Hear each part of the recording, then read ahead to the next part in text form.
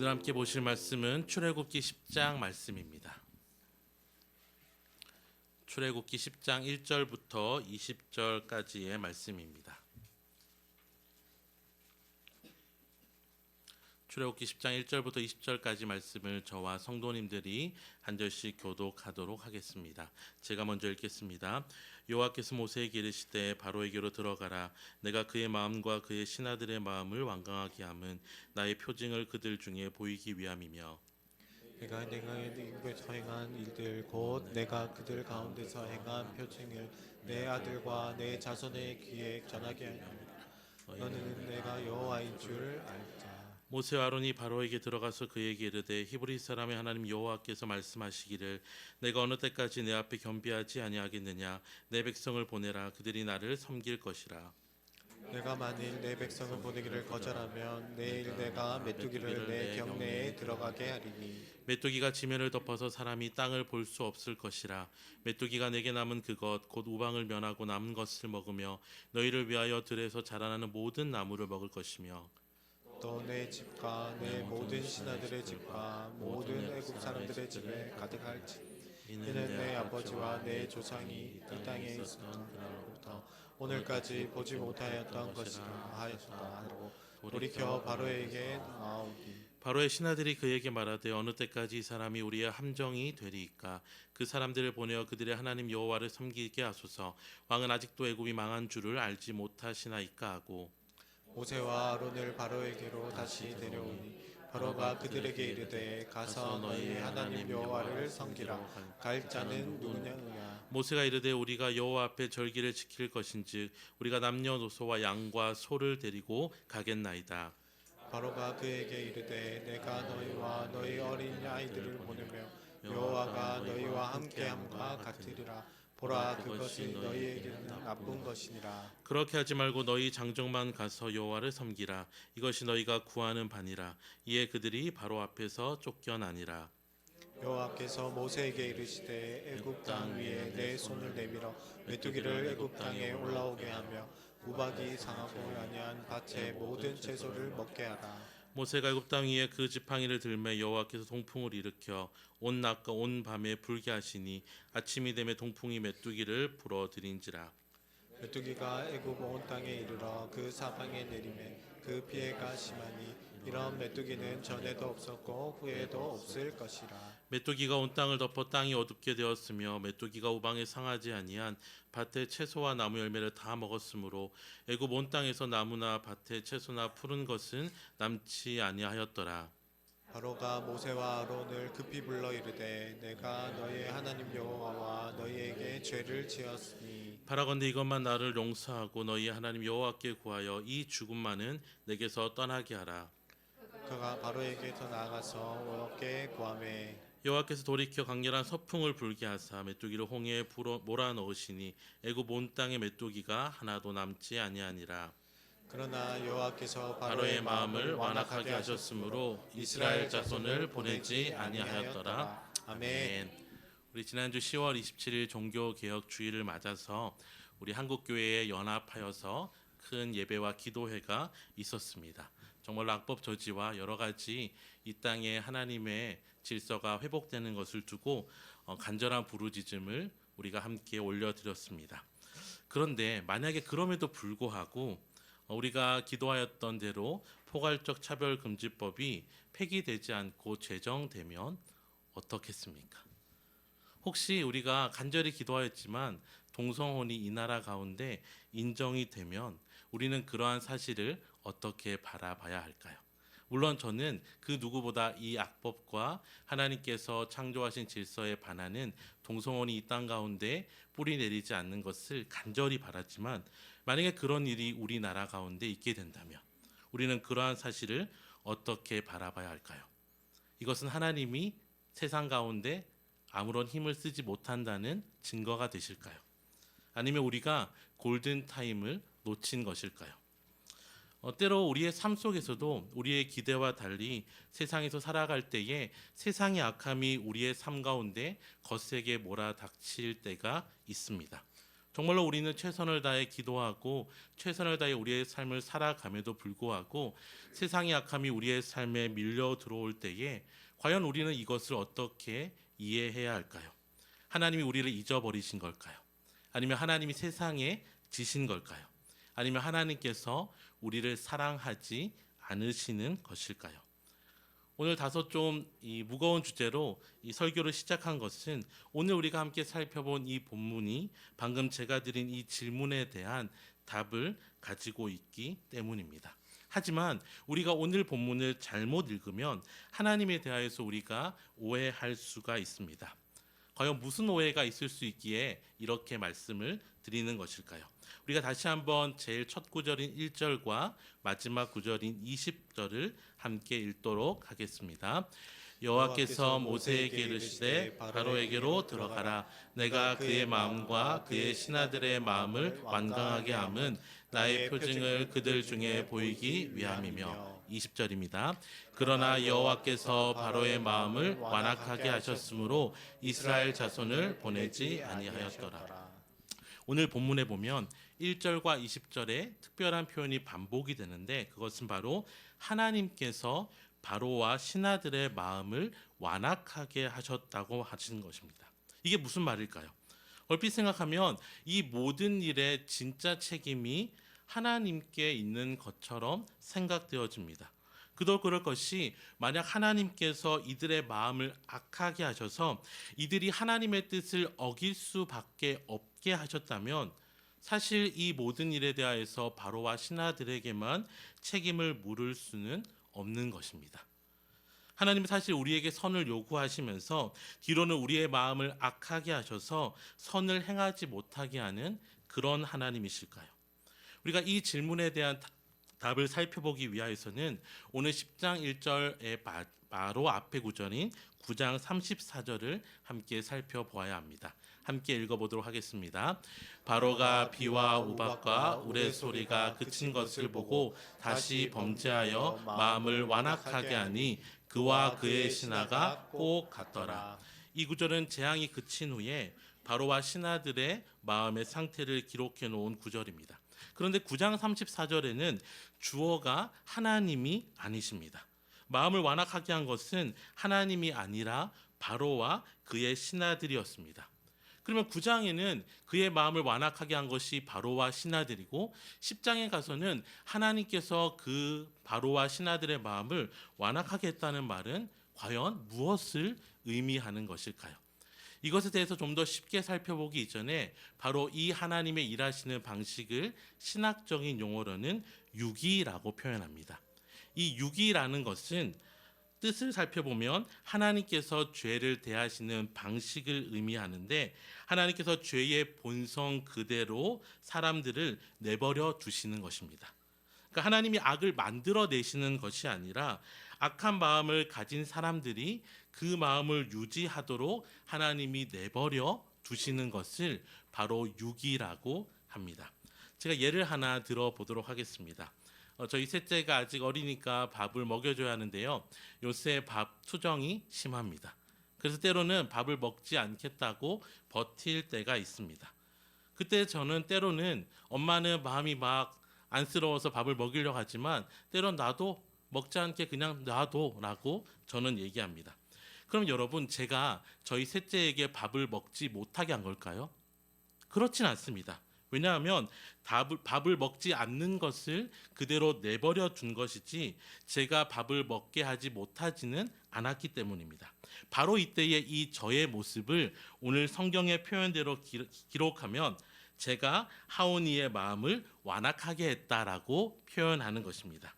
그러니 다시 정리하면 하나님께서 바로와 신하들의 마음을 완악하게 했다는 것은 그들의 악한 마음들, 그들이 하나님께 대하여 불순종하는 그 악한 마음을 그대로 내버려 두셨다는 의미입니다. 하나님께서는 물론 성경을 보면 악한 사람의 마음을 돌이키기도 하시지만 때로는 하나님께서는 그들의 마음을 그대로 내버려 두십니다. 그렇다면 자연스럽게 우리가 이러한 질문을 생각해 볼 수 있습니다. 왜요? 하나님께서는 왜 사람들의 악한 마음을 때로는 내버려 두시는 것일까요? 그 답이 오늘 본문 2절에 있습니다. 우리가 2절 말씀을 함께 읽어보겠습니다. 내게 내가 애굽에서 행한 들 곧 내가 그들 가운데에서 행한 표징을 내 아들과 내 자손의 귀에 전하기 위함이라. 너는 내가 여호와인 줄을 알리라. 하나님께서는 그냥 재미로, 아니면 하나님께서는 그냥 심심하여서, 아니면 하나님께서는 좀 피곤하셔서 사람들의 일어나는 일들에 대한 관심을 끄신 것이 아니라 오늘 2절에 하나님께서는 그 이유를 내 아들과 내 자손의 귀에 하나님이 어떤 분이신지를 알려주시기 위함이다라고 말하는 것입니다. 하나님께서는 이 죄악이 강성하여지고 이 바로와 신하들이 끈질기게 하나님께 반항하였지만, 하나님은 그 마음을 단번에 고쳐버리실 수 있었지만 그렇게 하지 않음으로써 이스라엘 백성에게 무엇을 보여주셨을까요? 그것은 바로 우리가 이미 이 10가지 재앙의 끝을 알고 있듯이 이 이스라엘 백성을 억압하고 하나님에 대해 불순종한 이 왕의 결과는 결국 죄의 비참함을 경험한 것이기 때문입니다. 하나님께서 지시거나 하나님께서 힘이 없어서가 아니라, 하나님께서 우리를 사랑하지 않으셔서가 아니라, 때로 하나님께서는 우리를 위해서 이 죄의 비참함을 보게 하시고 그 죄의 비참함을 반면 교사 삼아서 우리의 삶의 죄의 문제를 어떻게 해야 하는지 하나님은 유기를 통하여서 말씀하시는 것입니다. 그렇다면 오늘 이 바로의 불순종을 통하여서 우리가 배워야 할 것은 무엇일까요? 첫 번째로 우리가 함께 기억해야 될 것은 하나님 앞에서 하는 고집은 결국 재앙일 뿐이라는 것입니다. 오늘 본문을 살펴보면 계속해서 바로는 오늘 본문 이전에도 그리고 앞으로도 하나님의 명령에 대하여서 거부합니다. 그리고 모세를 내쫓습니다. 그리고 계속 이러한 일들이 점점 더 심하게 반복되어집니다. 마치 우리가 잘 아는 이야기처럼 호미로 막을 것을 가래로도 못 막게 되어지는 것이죠. 그리고 나중에 그의 고집은 그의 모든 것을 잃어버리게 하는 참혹한 결과로 열매 맺게 되어집니다. 우리가 오늘 본문을 통해서 기억해야 될 것은 먼저 하나님 앞에 우리가 가지고 있는 고집은 결코 우리의 삶을 유익하게 하지 못할 뿐만 아니라 하나님 앞에 가지고 있는 그 고집은 우리의 삶에 재앙으로 찾아오게 된다는 것입니다. 또한 우리가 한 가지 더 이 본문을 통해 알 수 있는 것은 하나님은 그럼에도 기회를 주시는 분이시라는 것입니다. 오늘 본문 가운데 이미 메뚜기 재앙도 다 일어났는데 무엇을 바라보면서 하나님은 기회를 주시는 분이라고 말할 수 있을까요? 그것은 바로 신하들의 모습을 통해 알 수 있습니다. 우리가 7절 말씀을 한 번 더 읽어보도록 하겠습니다. 바로의 신하들이 그에게 말하여 너는 이때까지 이 사람이 우리의 함정이 되리이까 그 사람들을 보내어 그들의 하나님 여호와를 섬기게 하소서. 왕은 아직도 애굽이 망한 줄을 알지 못하시나이까 하고. 바로와 함께 있던 신하들도 처음에는 그의 마음이 완악하였지만 이 메뚜기 재앙을 모세의 경고를 듣고 난 이후에 이들은 그들의 마음을 돌이켰습니다. 그리고 바로를 향하여서 언제까지 우리가 더 버틸 수 있겠습니까? 왕은 아직도 애굽이 망한 줄을 알지 못하나이까라고 왕을 설득하기 시작한 것입니다. 여러분, 하나님께서 사람의 마음을 완악하게 하신다 할지라도 그것은 그가 돌아올 모든 가능성조차 빼앗은 것은 아닙니다. 이 왕의 신하들은 모세를 통한 하나님의 경고를 듣고 그들의 마음을 돌이켰습니다. 그리고 20절을 보면 참 재미있게도 1절에는 왕과 왕의 신하의 마음을 하나님께서 완강하게 하신다 하시지만 20절에는 신하는 빠져 있고 바로의 마음을 완악하게 하셨다고 말씀하십니다. 하나님께서는 비록 그의 마음이 완악하여질지라도 하나님의 경고 앞에 돌아서기만 한다면 비록 한 걸음 더가 천길 만길 낭떠러지라 할지라도 그때에도 건지시는 하나님이심을 보여주고 계신 것입니다. 또한 바로의 모습 가운데 일어난 일들을 통해서도 알 수 있습니다. 오늘 이 메뚜기 재앙은 바로의 고집으로 인하여서 일어난 재앙이었습니다. 하지만 그가 잠시 하나님께 나아와 자신의 잘못을 뉘우쳤을 때 하나님께서는 다시 한번 이 메뚜기의 재앙을 끝내셨습니다. 이처럼 하나님께서는 하나님 앞에 가진 이 고집이 얼마나 우리의 삶에 참혹한 죄의 결과를 경험하게 하는지, 때로 그것을 내버려 두심으로 보이실 뿐만 아니라 그 가운데서도 여전히 하나님은 사랑으로 하나님께 돌아오는 모든 사람을 거부하지 않으시고 받아주시는 분이심을 오늘 본문을 통하여서 보여주고 계신 것입니다. 바로 이 하나님 앞에서 그러면 우리의 신앙생활의 모습은 어떠해야 할까요? 우리가 첫 번째 기억해야 될 것은 우리가 하나님을 향하여서 더 이상 두려워하지 않아도 된다는 것입니다. 때로는 죄가 강성해 보입니다. 아까 제가 말씀드린 것처럼 정말로 우리가 바라지 않지만 포괄적 차별금지법이나 이보다 더한 악법들이 우리의 삶 가운데 밀려 들어와서 정말로 우리가 간절히 바라지 않았지만 우리의 자녀들이 그런 어려운 환경 가운데에서 죄악의 물결 가운데서 살아갈 수 있습니다. 하지만 그것은 결코 죄의 승리가 될 수 없습니다. 왜냐하면 하나님께서는 때로는 그 죄에 대한 유기를 통하여서 그 죄가 얼마나 참혹한 것인지, 하나님께서 주신 질서대로 사랑하지 않는 것이 얼마나 사람의 마음에 기쁨이 아니라 공허함만 남게 하는지, 그리고 잘못된 법과 잘못된 것에 세워진 그 나라가 얼마나 모래 위에 쌓인 왕국처럼 무너질 수 있는지 하나님께서는 때로 그것을 내버려 주심을 통하여 경험하게 하시기 때문입니다. 그렇게 우리는 두려움 대신에 하나님을 신뢰하며 살아가야 합니다. 비록 세상이 우리가 생각하는 것보다 훨씬 더 악하게 변한다 할지라도 여전히 하나님은 살아 역사하십니다. 여전히 하나님께서는 우리와 함께 하시며 자신을 신뢰하는 백성을 결코 포기하지도 않으시고 놓치시지도 아니하시는 분이라는 것을 우리가 신뢰하며 살아갈 때에 우리 안에 두려움은 사라지고 신뢰한 가운데 하나님과 동행하며 살아갈 수 있을 것입니다. 이 죄에 대한 하나님의 무서운 경고가 잠언 1장 24절부터 26절까지도 기록되어 있는데요. 함께 읽어보겠습니다.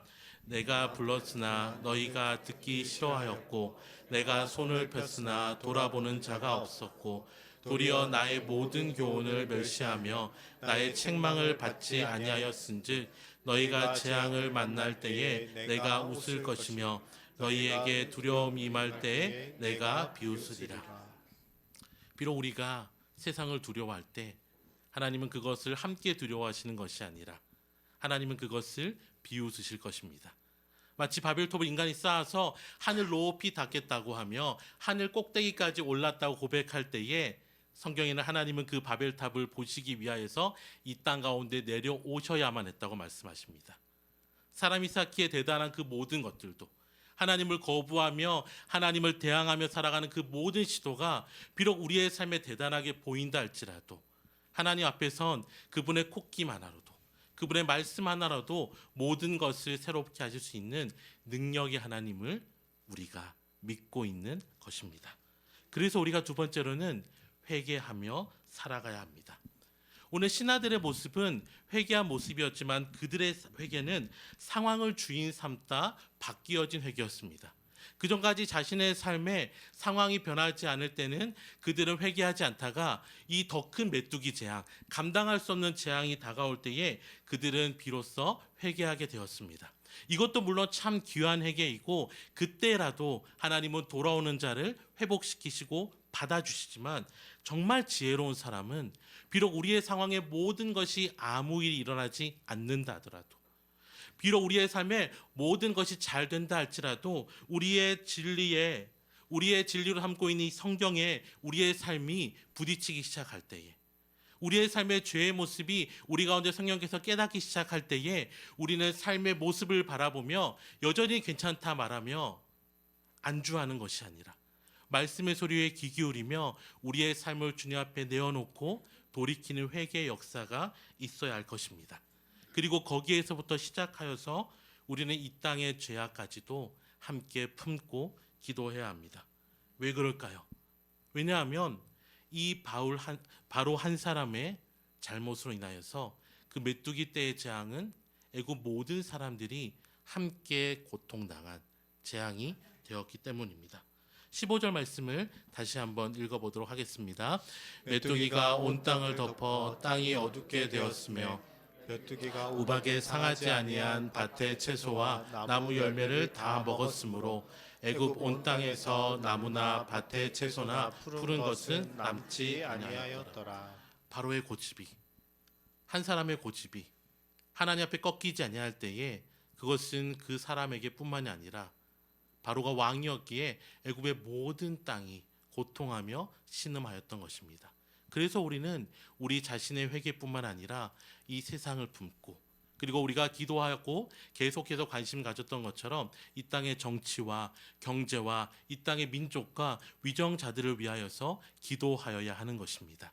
그리하여서 한 사람의 잘못된 선택으로, 그리고 많은 사람의 잘못된 선택으로 인하여서 더 많은 사람이 피해 당하고 고통당하는 것이 아니라 하나님께서 우리를 보호하여 주셔서 그것이 당장 나와 상관없다 할지라도 이 땅의 모든 사람들이 이 죄로 인한 아픔과 고통 가운데서 머무르지 아니하도록 우리는 우리 자신을 돌아볼 뿐만 아니라 이 땅의 모든 죄를 나의 죄로 여기며 기도하며 나아갈 때에 하나님께서 바로 그 우리의 기도를 들으셔서 이 땅을 고치시고 회복하여 주실 것입니다. 사랑하는 성도 여러분, 말씀을 마무리하면서 우리의 삶의 앞으로의 시간들이 어떻게 흘러갈지 잘 우리는 알지 못합니다. 정말 우리가 함께 10월 27일 날 함께 모여 기도하고 정말로 많은 사람들이 함께 하나님을 향해 부르짖었지만 때로 하나님은 우리의 생각과 우리의 방법과 우리의 계획과 다르게 일하실 수 있습니다. 하지만 우리에게는 우리의 삶의 상황이 어떻게 변하든지 간에 변하지 않는 영원한 소망이신 주님이 있으심을 믿으시길 바랍니다. 세상이 더 악해질 때 하나님의 사랑은 더 강해집니다. 바로가 출애굽을 막지 못했듯이 세상이 더 악해져도 이 세상은 하나님의 사랑을 끊을 수 없음을 믿으시길 바랍니다. 오히려 하나님께서는 그 악함조차도 사용하셔서 우리에게 하나님이 어떤 분인지 가르치시고 오히려 그 죄악의 처참함과 그 죄악의 악함을 통하여서 다시 한번 주님을 바라보게 하는 놀라운 역사를 일으켜 주실 것입니다. 그래서 우리의 뜻은 이곳에 머무르는 것이 아니라 핑계하지 아니하고 계속하여 하나님의 뜻을 향하여 간구하며 살아가야 합니다. 로마서 16장 19절에 말한 것처럼 선한 데 지혜롭고 악한 데 밀어나라는 이 바울의 권면을 기억하면서 우리의 마음이 완악해지지 않도록 우리가 세상의 죄악들을 바라보며 그것을 손가락질하다가 자칫 우리 안에 있는 죄악들을 바라보지 못하고 우리가 하나님께 나아가는 것들을 잊어버리지 아니하도록 우리 자신이 그리고 우리 교회가 날마다 말씀 위에 서 있을 수 있도록 우리가 날마다 기도하고 우리가 중보하며 나아갈 때 하나님께서는 바로 그 기도를 하는 사람들을 통하여 회개가 회개를 일으키며 변화가 또 다른 변화를 일으키게 하실 것입니다. 로마서 12장 1절 21절 말씀을 함께 읽겠습니다. 악에게 지지 말고 선으로 악을 이기라. 우리 사랑하는 침산제일교회 성도 여러분, 악에게 지지 말고 선으로 악을 이깁시다. 하나님은 우리의 삶 가운데 악을 이 땅 가운데 때로 그냥 두시지만 그것은 우리에게 재앙이 아니라 오히려 우리의 삶이 무엇을 향해야 하는지, 우리의 삶이 왜 선으로 악을 이겨야 하는지 하나님께서 우리에게 오늘 이 시간 보여주고 계십니다. 건강한 교회를 세움으로 그리고 건강한 가정을 세움을 통하여서 하나님께서 복음을 통해서 저와 여러분을 변화시키시고 저와 여러분을 통하여서 교회를 변화시키시고 그 변화된 교회를 통하여서 이 온 세상을 변화시키는 하나님의 그 놀라운 부흥의 역사가 이 땅 가운데 임하기를 사모하며 바라는 모든 침산제일교회 성도님들 되시기를 주님의 이름으로 축원합니다. 우리 함께